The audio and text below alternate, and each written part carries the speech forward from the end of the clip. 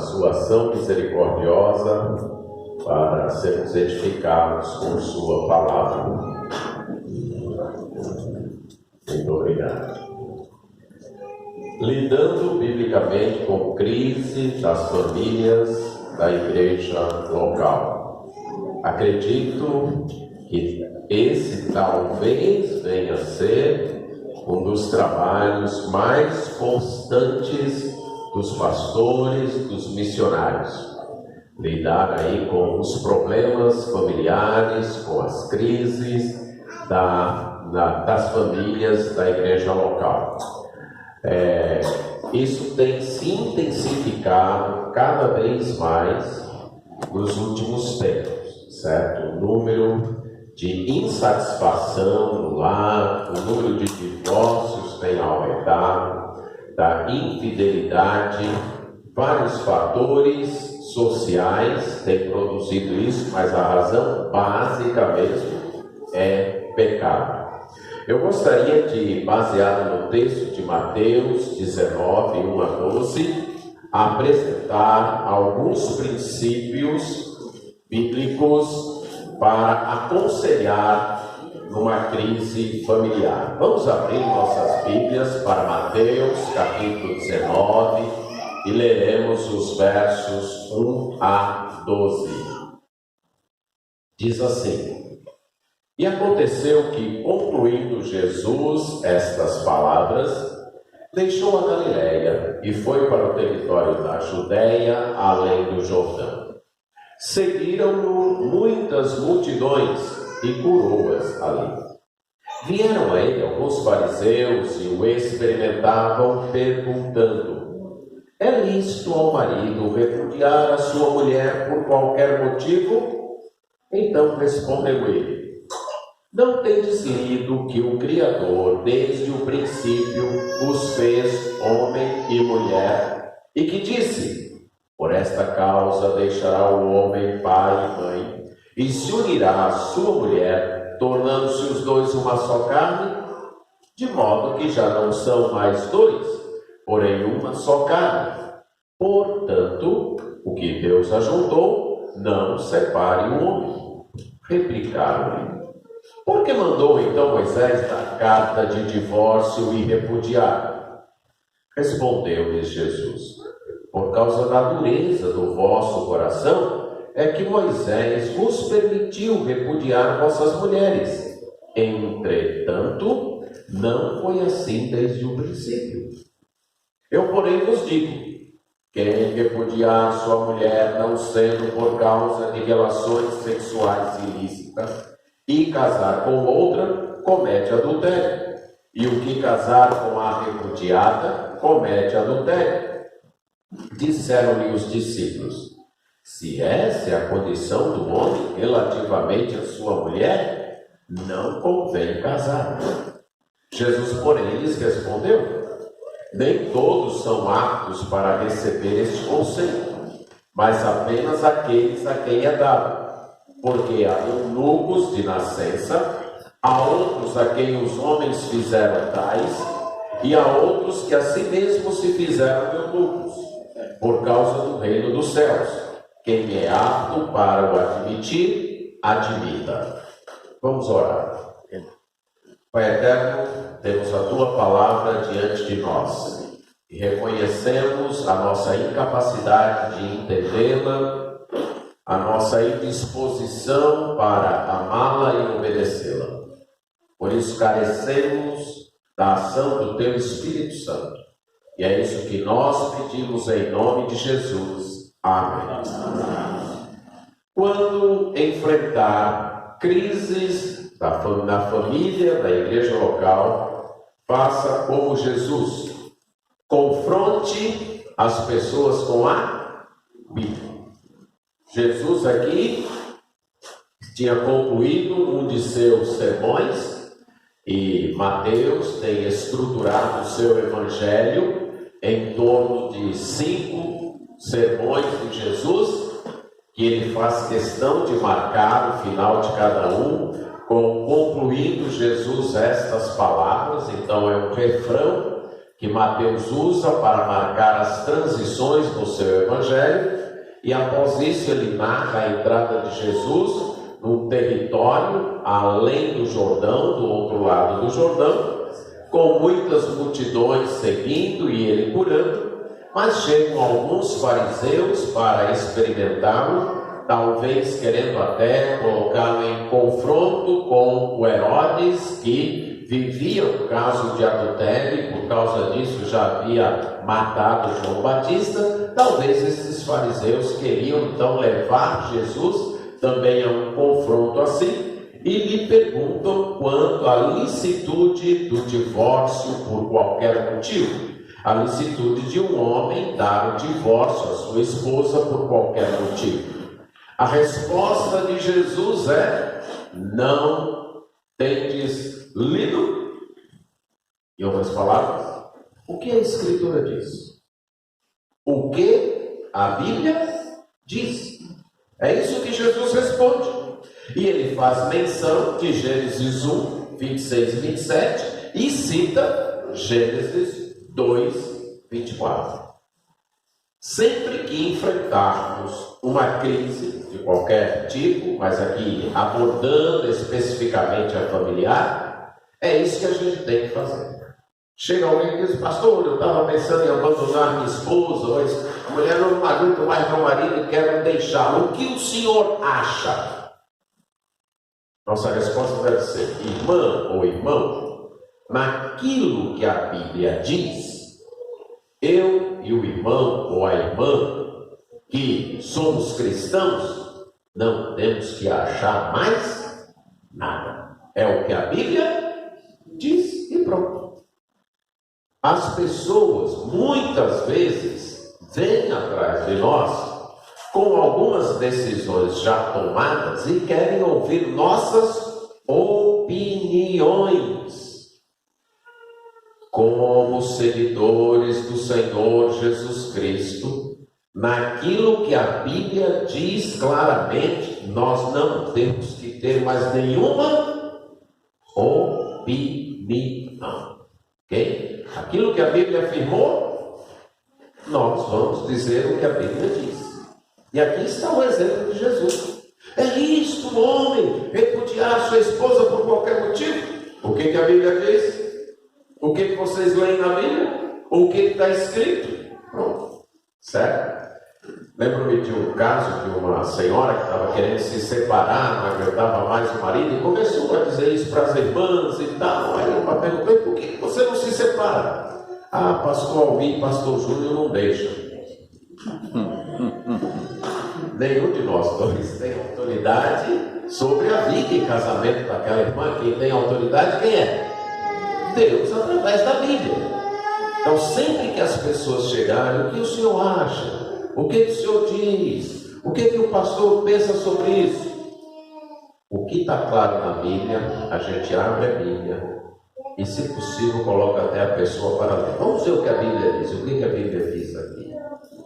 Confronte a pessoa com as Escrituras. Deixe claro para ela que, se ela estiver obedecendo, ela estará obedecendo a Bíblia. E se ela estiver desobedecendo, ela estará desobedecendo não a minha opinião, não o que eu acho e nem o que eu deixo de achar, e sim a Bíblia. Então, confronte com a Bíblia. Nas crises familiares, confronte a pessoa com as Escrituras.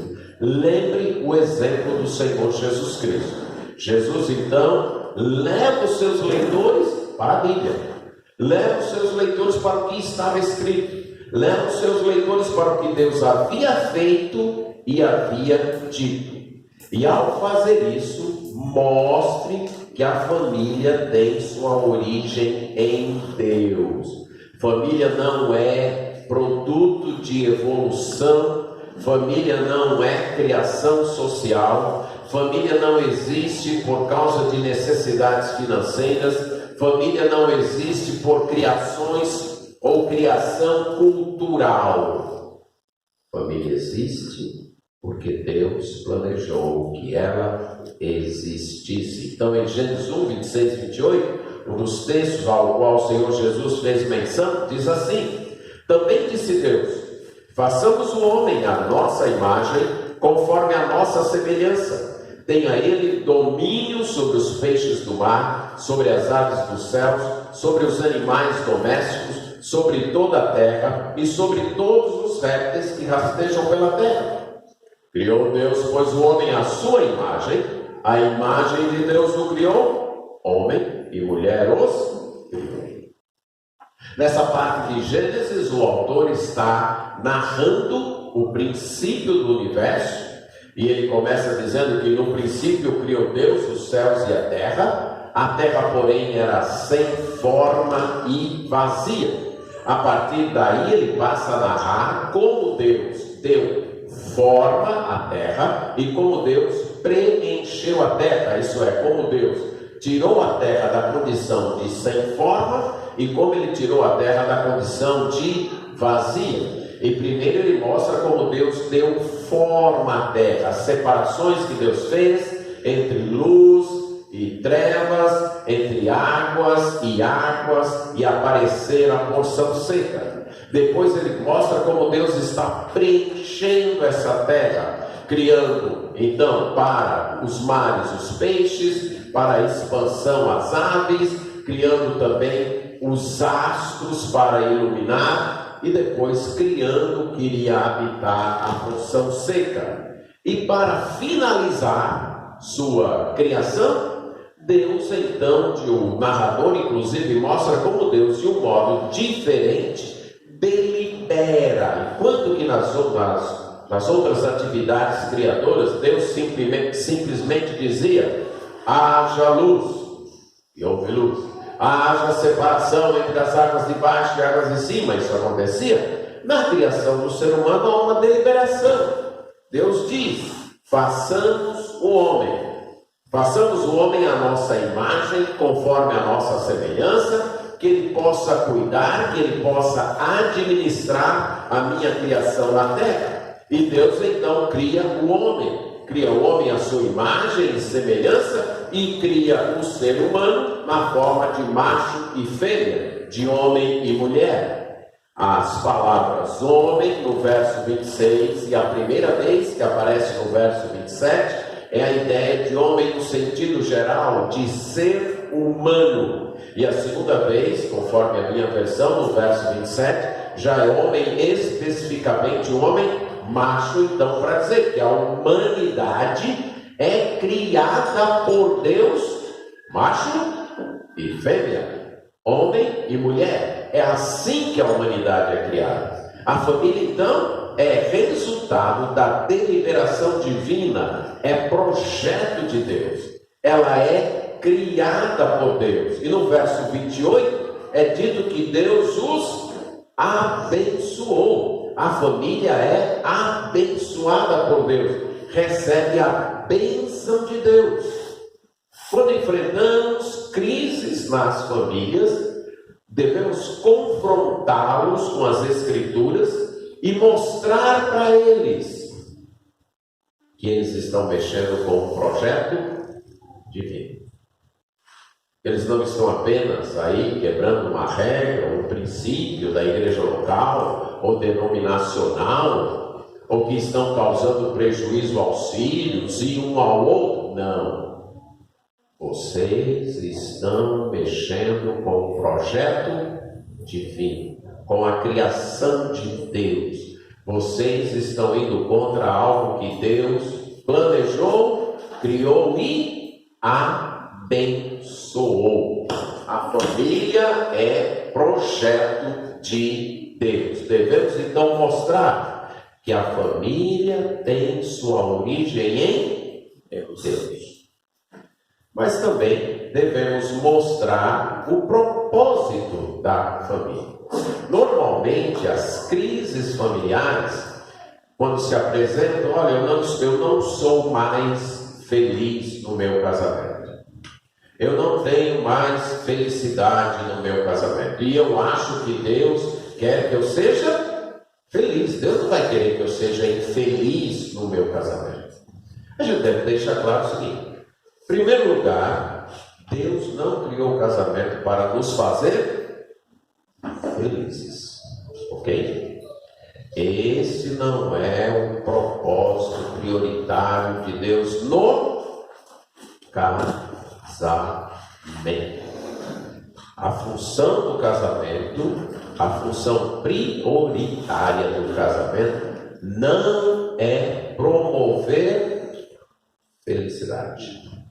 Especialmente a felicidade como definida como bem-estar pessoal, conforto pessoal. Em nenhum momento aqui nesse texto a gente lê isso.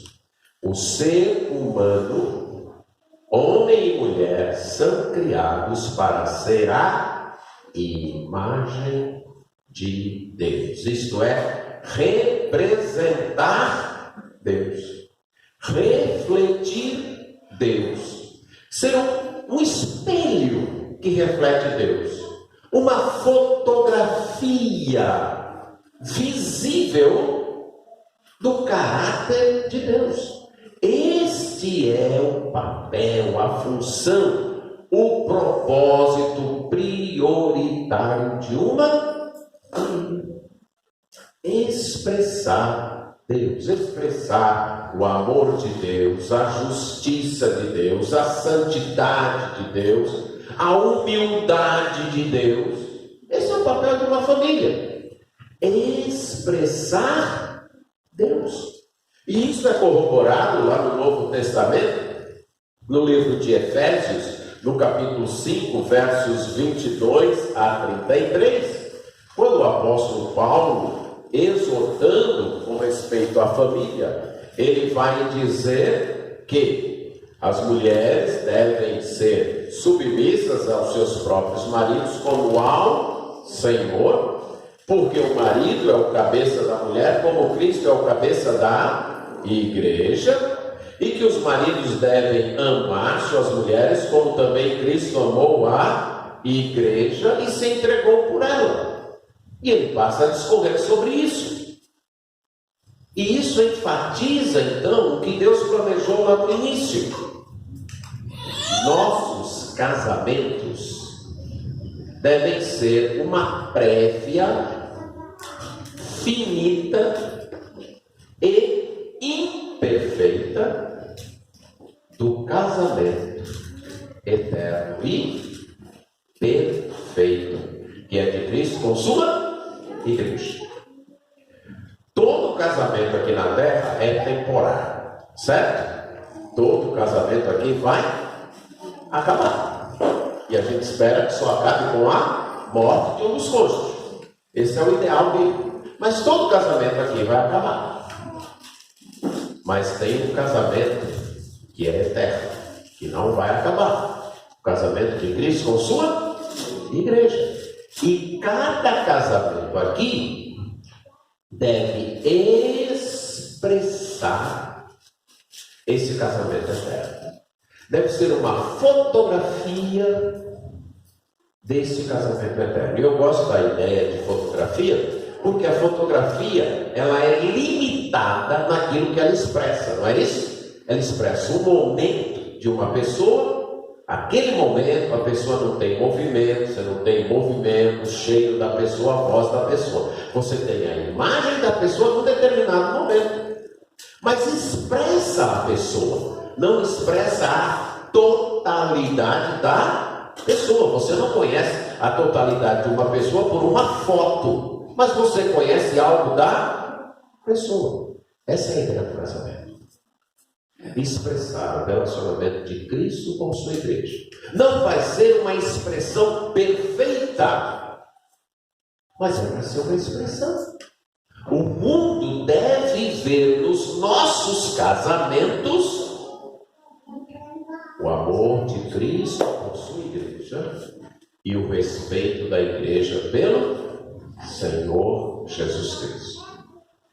A gente precisa ter isso em mente e mostrar isso para as pessoas com as quais lidamos. Casamento não é só um relacionamento horizontal, é principalmente um relacionamento vertical.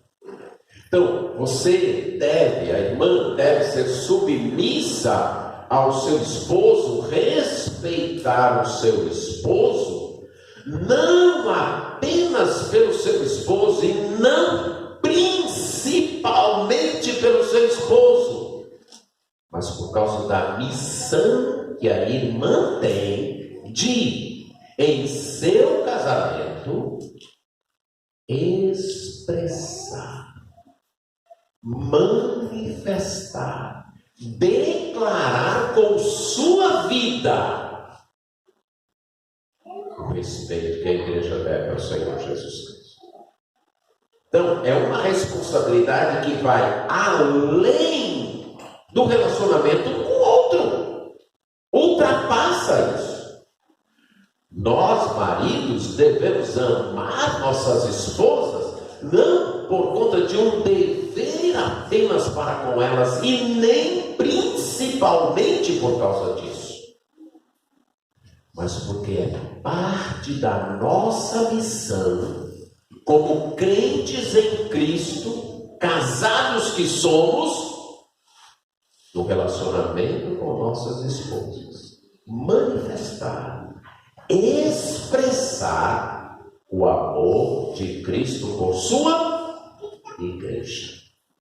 Então, o casamento tem um alvo, tem um propósito, tem uma missão que extrapola o relacionamento horizontal entre duas pessoas, ou até entre o casal e os filhos. Tem a missão de manifestar Deus, de revelar Deus, de expressar o relacionamento de Cristo com sua igreja. Percebe como o peso aumenta? Não é algo só entre um homem e uma mulher, ou entre um homem e uma mulher e os filhos. Não. Carregamos com o casamento uma missão: testemunhar o relacionamento entre Cristo e sua igreja. Algumas vezes estas fotos são bem nítidas, mas na maioria das vezes as fotos já ficaram tanto embaçadas. Sabe aquela foto que você precisa olhar bem para ver se é fulano mesmo? Infelizmente, alguns casamentos, as pessoas têm que olhar bem, várias vezes para notar se tem alguma coisa do relacionamento entre Cristo e a igreja. Nosso papel como pastores é restaurar estas fotos, ou ajudar na restauração destas fotos, deixá-las o mais nítida possível, para que elas expressem bem o relacionamento de Cristo com a igreja. E um texto que comprova isso, que é narrado no contexto também da família, lá numa carta paralela de Efésios, a carta aos Colossenses, mostra isso, né? Colossenses 3,17. E tudo que fizerdes, seja em palavra, seja em ação, fazei-o em nome do Senhor Jesus, dando por ele graças a Deus, Pai. O que é fazer algo em nome de uma pessoa? É fazer como representante da pessoa, certo? É isso que é fazer em nome de uma pessoa. Aqui é dito que tudo que nós fizermos, em palavra, em ação, nós devemos fazer representando quem? Jesus Cristo. Pense nas implicações disso. Vamos pensar em nós, homens, no trato com nossas esposas. Nós devemos tratá-las como nós sendo representantes de Jesus Cristo. No trato com os nossos filhos, devemos tratá-los como representantes de Jesus Cristo. Porque é isso que nós somos, representantes de Cristo.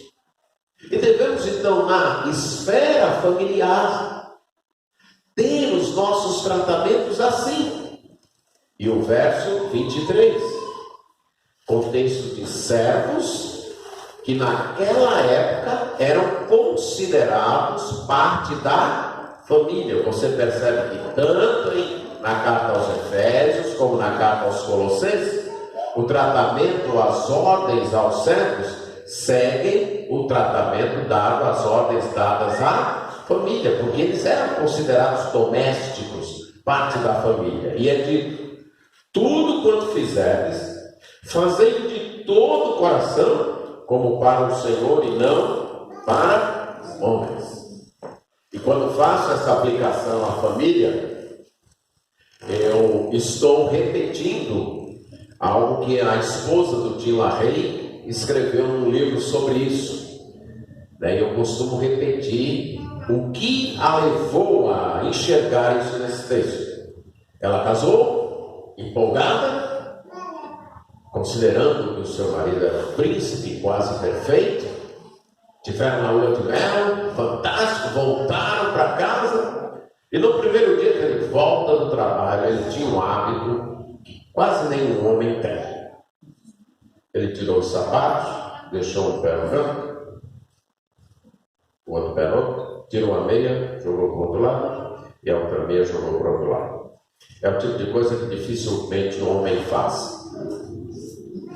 Aí ela viu aquilo, ela ficou quase sem acreditar que o meu marido, um crente, faça esse tipo de coisa. Mas ele deve estar cansado e coisas dele. Pegou, amavelmente, guardou ali dentro do sapato. No outro dia, para a surpresa